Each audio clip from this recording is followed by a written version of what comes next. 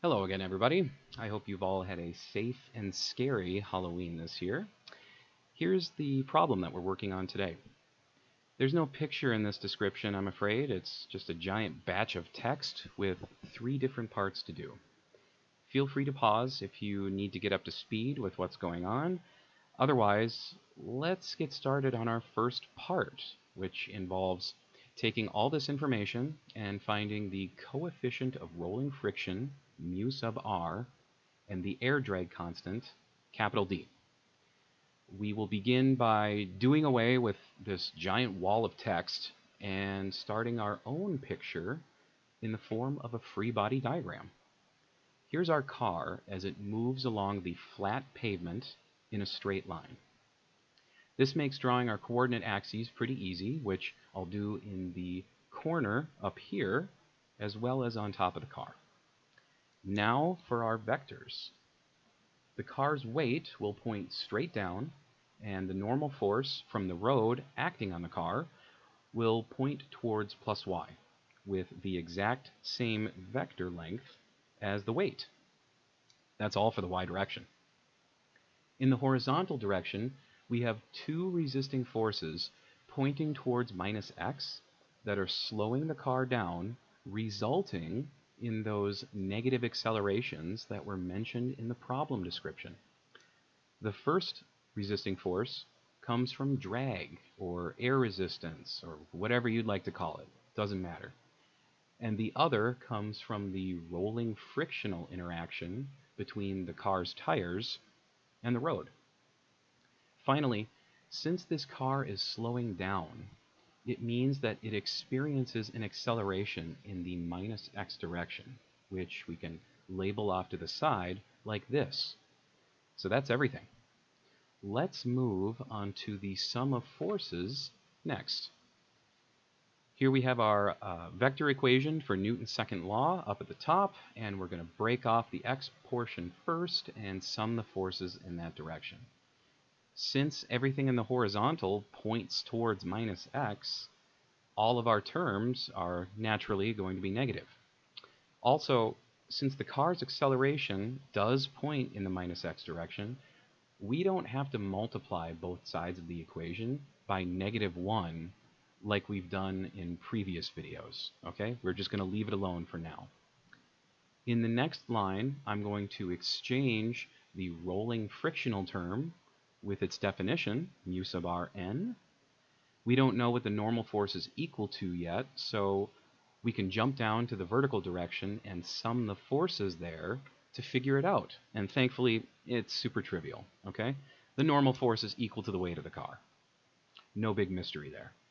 Let's move back to the x direction with this result and plug w in for n to get our next line of work. Additionally, we can exchange the weight of the car for the proper definition of the weight, which is mg. And that is the only equation we are going to get, at least in this part. It might seem like we're in trouble since we only have 1 equation and 2 unknowns, but here's where all the text from that problem description is going to come in handy.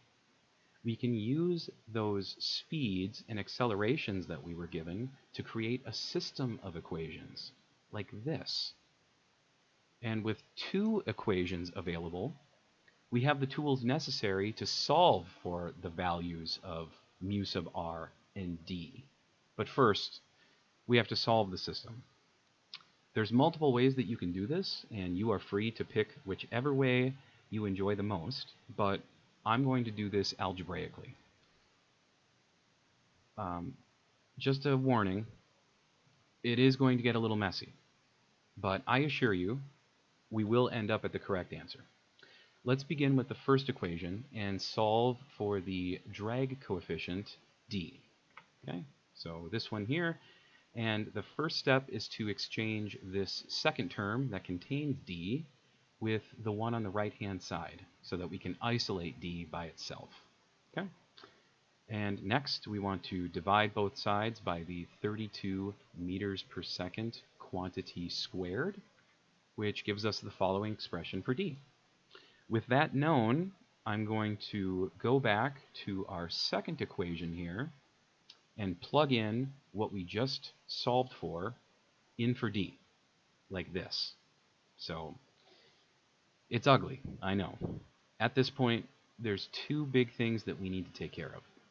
One involves multiplying every term, this one, and this one, by the 32 meters per second quantity that is squared in order to get rid of this denominator. We do not want that there. The second big thing is identifying some sign changes. So we have a negative and a negative here, so we'll end up with a positive for this term, and a negative and a positive here, which means this term will become negative. So here's our next line. Notice that we have mu sub r here and here, but there's an extra term hanging out on the left-hand side here. Let's move this term over to the right, like this. So now that we have just mu sub r terms on the left, we can factor that variable out from both of them, and everything else just gets encapsulated in these giant parentheses here. And you can probably see where we're going next with this. We want to divide both sides of the equation by everything in the giant parentheses, which will result in the following. We have an expression for mu sub r now, but it's pretty ugly. To be safe, we can multiply all of these quantities together and then add them carefully. In the end, we'll have a negative quantity in the numerator and a negative quantity in the denominator, so the negatives will cancel out, all the units will cancel out, and my calculator gives me the following unitless number. And remember that we want to truncate this to the proper number of significant figures. Looking at the values that we've been given, the smallest number of significant figures that have been provided is 2. So I want to chop this down to just 2 sig figs, which gives me 0.015 as 1/2 of the answer to part A. Now, let's use this and go back to one of our equations, doesn't matter which one, and plug that in to solve for the value of the drag constant, d. Algebraically solving for d now isn't too bad. We basically did it before. Remember that we exchanged this term with this term and then divided both sides by the 32 meters per second quantity that's squared, and that looked like this. And everything else is just a number here, so if you enter this into your calculator carefully, you should get the following with the units as this. And if you pay attention carefully, we have kilogram meter per second squared in the numerator and meters squared second squared in the denominator. So the kilogram will remain upstairs, and we'll have one extra factor of meters downstairs, and the seconds kill each other off. So that's the explanation as to why we're getting the following units in the end. And since we only need 2 significant figures, our answer for the remaining portion of part A is just 0.36 kilograms per meter as the drag coefficient d. So part A is done. Let's move on to part B. For this part, the car no longer rests on a level surface, but it's now sitting on this angled ramp where the angle is 2.2 degrees. It really helps us out if we angle our axes in accordance with this new perspective and have the downward direction of the ramp represent plus x. If you don't set it up this way, you will run into the problem of eventually taking the square root of a negative number to get the speed, the constant speed that it's going down the ramp with. And that's going to cause you some trouble. So that is kind of the reasoning behind why I set things up the way I did, here and here in both spots. Now, there won't be any new vectors that are introduced. They'll all be the same, but some will just be at an angle. Okay, so we got our weight, our normal force, our 2 resisting forces, and speaking of angles, let's introduce an angle here and decompose this weight vector into components. to get it prepped for sum of forces analysis. Notice that there's no acceleration vector here anymore because now the car is sliding down at a constant speed. So that's all for this slide. Starting with the sum of forces in the x direction, here's what we have from our previous picture. The first thing that we want to do is exchange that rolling frictional term with its definition, like we did last time. And again, we don't know what the normal force is, so we have to get it from the sum of forces in the y direction. Really trivial thing to do there as well. Okay, you just move the w cosine theta term over to the other side, and now you know what n is equal to. So let's plug that back in on the left for the normal.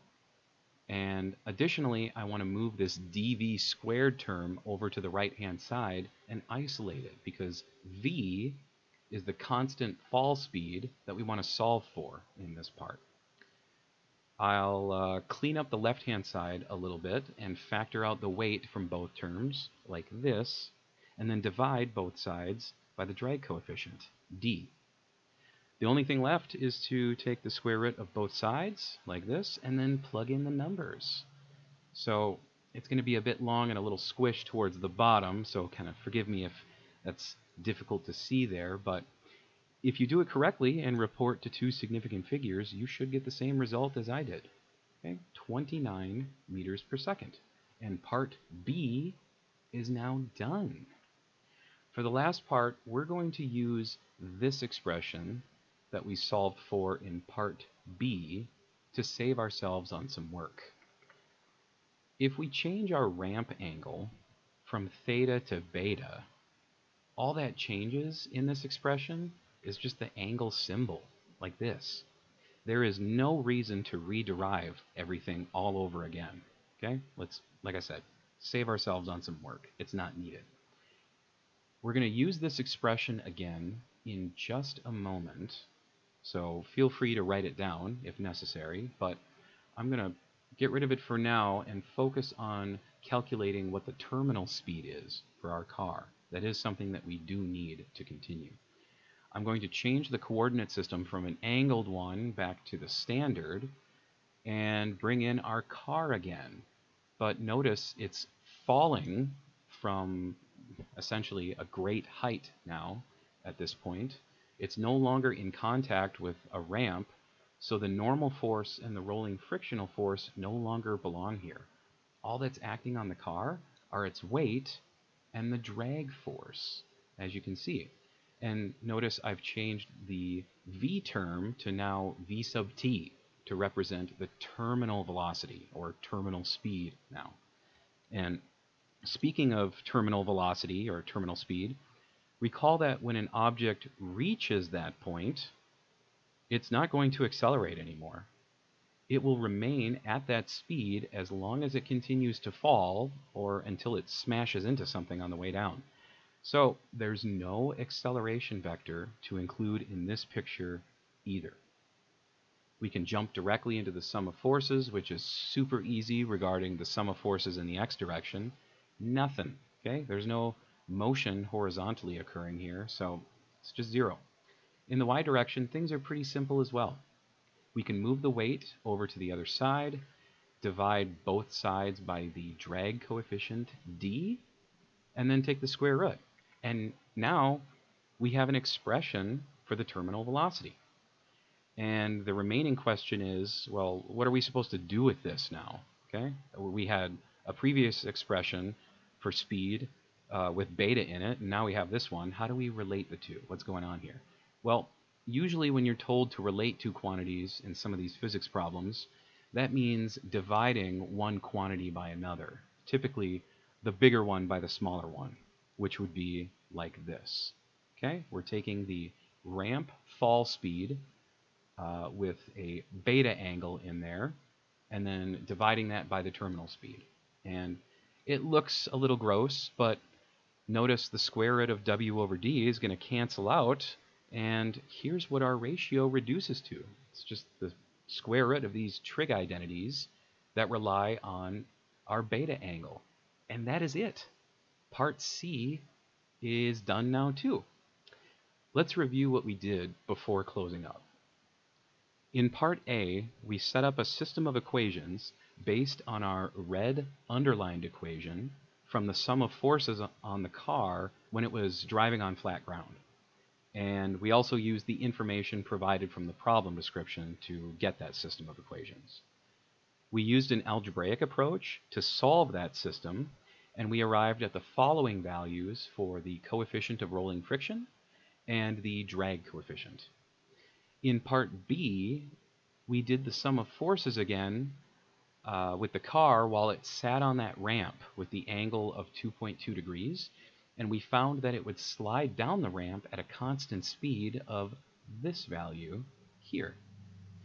Finally, in part C, we exchanged the velocity equation found in the sum of forces on the incline that had theta in it to the same thing but with beta now. And we divided that by the terminal velocity expression, that we obtained to get this result here. And that's all for now. The problem is done. Have a great day, folks. Thanks for watching.